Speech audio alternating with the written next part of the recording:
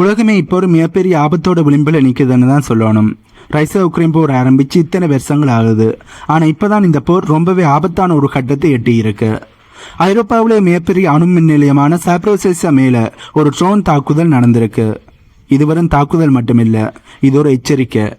அதே நேரத்தில் ரொமேனியாவில் ஒரு ட்ரோன் விழுந்து வடிச்சிருக்கு. இது நாட்டோ நாடுகளையும் நேராக போருக்குள்ள இழுத்துக்கிட்டு வரும் என்று பலரும் எதிர்பார்த்தார்கள். இதை பற்றியும் இந்த சம்பவம் இதனால ரொம்ப முக்கியமானதாக இருக்கு. ரஷ்யாவோட முன்னாள் பிரசிடண்டா இருந்த டிமித்ரி மெத்வதேவ் அவர்கள் இப்ப ஐரோப்பிய நாடுகளுக்கு மறுபடியும் கடுமையான ஒரு எச்சரிக்கையை கொடுத்திருக்கார். அது என்ன என்பதை பற்றியும் தான் இந்த வீடியோவில் நாங்கள் தெளிவாக பார்க்க போறோம்.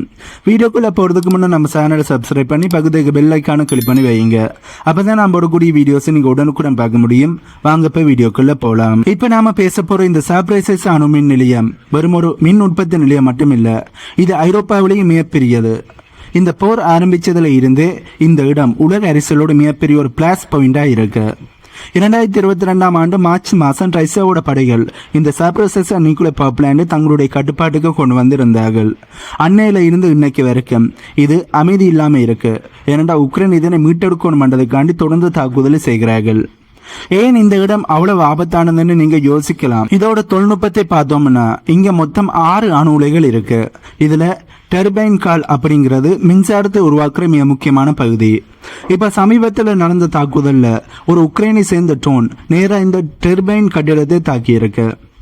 இங்க ரஷ்யாவோட அதிகாரிகள் ஒரு முக்கியமான விஷயத்தை சுட்டிக்காட்டி இருக்கிறார்கள். அதாவது இது ஏதோ ஒரு விபத்துல நடந்த தாக்குதல் இல்லையா, பைபர் ஆப்டிக் மூலமா கடத்தப்படுகின்ற ஒரு FPV ட்ரோனை பயன்படுத்தி துல்லியமான டர்பைன் கால் மேல தாக்குதல் நடந்து இருக்காங்க. அதாவது இது ஏதோ விபத்துல நடந்த தாக்குதல் இல்ல, ஃபைபர் ஆப்டிக் மூலமா கடத்தப்படுகின்ற FPV ட்ரோனை பயன்படுத்தி துல்லியமா இந்த டர்பைன் கால் மேல தாக்குதல் நடத்தி இருக்கிறார்கள். ரஷ்யாவோட ரோசாட் நிறுவனத்தோட தலைவராக இருக்கிற அலெக்சி லக்சோவ் அவர்கள் இது உக்ரைன் தரப்புல இருந்து நிறைய ட்ரெண்ட் லைனை தாண்டி கொண்டிருப்பதற்கான எச்சரிக்கை என்று சொல்லியிருக்கார். இப்ப நீங்க கேட்கலாம், இதனால பெரிய ஒரு ஆபத்தானது வந்துடுச்சான். இன்டர்நேஷனல் அட்டாமிக் எனர்ஜி ஏஜென்சி அதாவது IAEA தரப்புல இருந்து தொடர்ந்து எச்சரிக்கை கொடுத்து கொண்டு இருக்கிறார்கள்.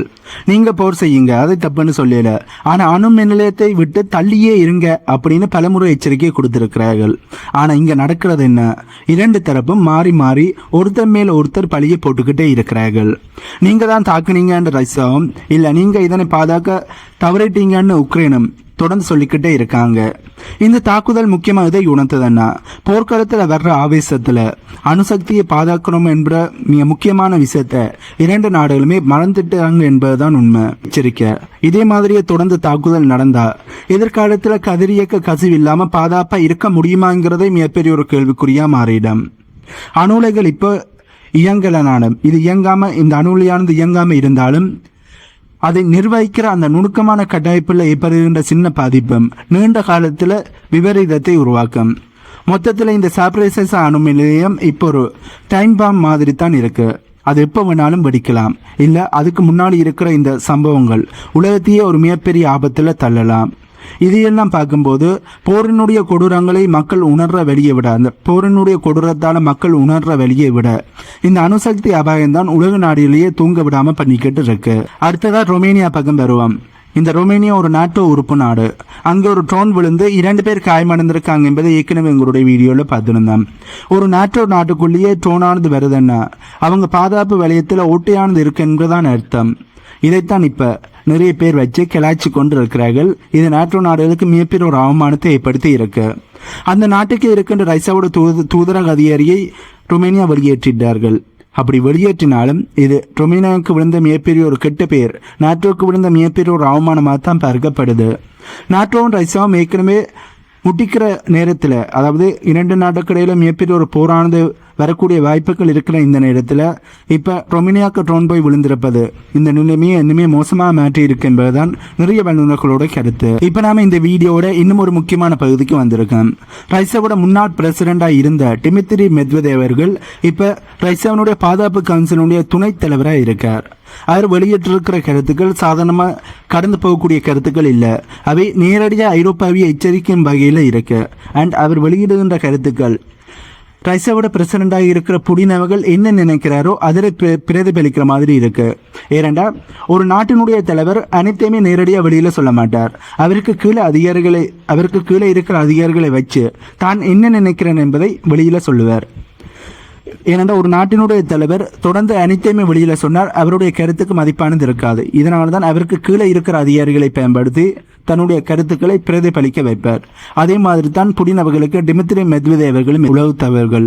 இவை எல்லாமே ஒவ்வொரு நாளும் ரஷ்யாக்குள்ள இருக்கிற கட்டிடங்களை அழிக்கவும் சாதாரண மக்களை கொல்லவும் பயன்படுத்தப்படுது. நீங்க ஆயுதங்களை மட்டும் கொடுக்கல, ரஷ்யாவை எதிர்க்கிற முழு கட்டமைப்பையும் நீங்க தான் உருவாக்கிக்கிட்டு இருக்கிறீங்க.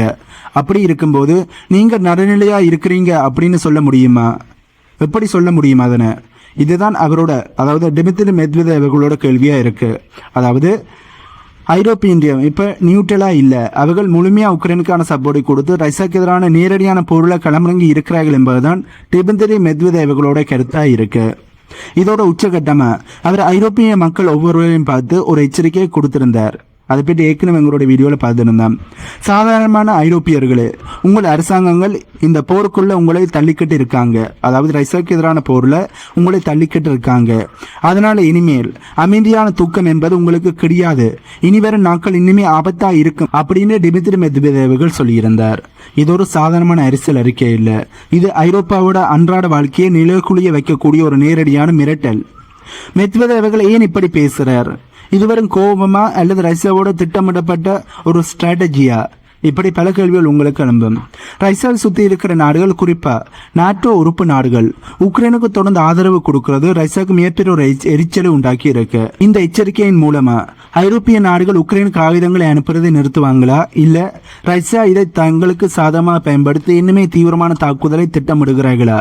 இதுதான் இப்ப நிறைய பேருடைய கேள்வியா இருக்கு, மிகப்பெரிய ஒரு விவாதமா இருக்கு. ரஷ்யாவோட டிமித்ரி மெத்வதேவ் ஒரு படி மேல போய் ட்ரோன் உற்பத்தி செய்கிற இடங்கள் இனிமேல் ரஷ்யாவுடைய தாக்குதலுக்கு இலக்காகும் என்று மறைமுகமா மிரட்டி இருக்கார். நேற்று நாடுகளில் இந்த தொழிற்சாலைகள் இருக்குன்னா அதை நாங்கள் தாக்குவோம் என்பதை அவர் சொல்லாம சொல்லியிருக்காருன்னு தான் சொல்லப்படுது. நேட்டோவோட தலைமை மற்றும் ஐரோப்பிய ஒன்றியத்தினுடைய தலைவர்கள் இதனை நெக்லஸ் அல்லது பொறுப்பற்ற செயற்பாடு என்று கண்டனங்களை தெரிவிக்கிறார்கள். ஆனால் கண்டனங்கள் மட்டும் போரை நிறுத்திடுமான்னு பார்த்தா கண்டிப்பா இல்லை. ரஷ்யா இப்ப தன்னோட பக்கம் இருக்கிற எல்லா அஸ்திரங்களையும் எடுக்க ஆரம்பிச்சிருக்கிறார்கள். ஷேடோ வார் என்று சொல்லப்பட்ட நிலைமை மாறி இப்ப நாடுகள் நேருக்கு நேர் மோதிக்கொள்ளும் நிலைமைக்கு தள்ளப்பட்டிருக்காங்க என்பதுதான் உண்மை. உக்ரைன் செய்கின்ற தவறுகளை கேள்வி கேட்காமல் ரஷ்யா தாக்குதலை நடத்தாத போது ரஷ்யா தாக்குதலை நடத்தி இருக்கிறார்கள் என்று ரஷ்யா மீது நேரடியான குற்றச்சாட்டுகளை ஐரோப்பிய நாடுகள் போடுவது, ரஷ்யாவுக்குள்ள ஒரு தாக்குதல் மக்களுக்கு எதிரான தாக்குதலை நடத்தினாலும் அதனை கண்டுகொள்ளாமல் ஐரோப்பிய நாடுகள் உக்ரைன் செய்கின்ற தாக்குதலை புகழ்ந்து பேசுறது, இதனத்துமே நெக்லஸான நடவடிக்கைகள், அதாவது பொறுப்பேற்ற நடவடிக்கை தான் சொல்லணும். இதனை ஐரோப்பிய நாடுகள் உக்ரைனும் செய்துட்டு ரஷ்யாவை பொறுப்பேற்ற நடவடிக்கை செய்கின்ற நபர்கள் என்று சொல்வதை எப்படி ஏற்றுக்கொள்ள முடியும் என்பதுதான் நிறைய பேருடைய கருத்தா இருக்கு. இதெல்லாம் எங்க போய் முடிய போகுது என்ற கேள்வி கண்டிப்பா உங்களுக்கு எழும்பும். நாட்டு நாடுகள் இப்ப அவங்களுடைய வான் பாதுகாப்பு திறனை வேகமா அதிகப்படுத்திக்கிட்டு இருக்காங்க. ஏனென்றா அவங்களுக்கு பயம் வந்துடுச்சு. ரொமேனியா மட்டுமில்ல, மற்ற நாடுகளும் இப்ப தயார் நிலையில இருக்காங்க. ஒரு பக்கம் ரஷ்யா இப்படி மிரட்டுகிறார்கள், இன்னும் ஒரு பக்கம் நாட்டோ நாடுகள் தாங்கள் எல்லாவற்றையும் கண்காணித்து வருகிறோம் என்று சொல்கிறார்கள். இது பார்க்கறதுக்கு ஒரு பெரிய ஒரு உலக போருக்கான முன்னெடுப்பு மாதிரி தான் தெரியுது. நாம மறுபடியும் ஒரு கோல்டு வார் நிலையை நோக்கி போய்கிட்டு இருக்கோமா, இல்ல அதை விட மோசமான ஒன்றா என்ற கேள்விகள் பல பேர் மத்தியில் எழும்பும். இதெல்லாம் பார்க்கும்போது சாதாரண மக்கள் ஆகிய நாம என்ன பண்ண முடியும் என்ற கேள்விகளும் எங்கள் மத்தியில் எழும்புது. ஆனா இந்த அரசியல் நகர்வுகள் நாளைக்கு நம்ம வாழ்க்கையை தீர்மானிக்க போகுது என்பதுதான் உண்மை. இந்த விஷயத்துல உங்களுக்கு என்ன தோணுது? ரஷ்யாவோட இந்த எச்சரிக்கை நியாயமானதா, இல்ல நாட்டோ நாடுகள் சொல்றது சரியா? உங்களோட கருத்துக்களை மறக்காம கீழே சொல்லுங்க. இந்த வீடியோவில் நான் சொன்ன தகவல்கள் உங்களுக்கு புதிதாக இருந்திருக்குமென்னு நம்புறேன். இந்த தகவல்கள் உங்களுக்கு புதிதாக இருந்தா இந்த வீடியோக்கு லைக் பண்ணி நம்ம சேனலை சப்ஸ்கிரைப் பண்ணி பக்கத்துக்கு பெல் ஐக்கானு கிளிக் பண்ணி வைங்க. அப்பதான் நான் போடக்கூடிய வீடியோஸ் நீங்க உடனுக்குறம் பார்க்க முடியும். இன்னும் ஒரு புதிதான தகவல்கள் உள்ளடங்கிய புதிய வீடியோவில் உங்களை நான் மீட் பண்றேன்.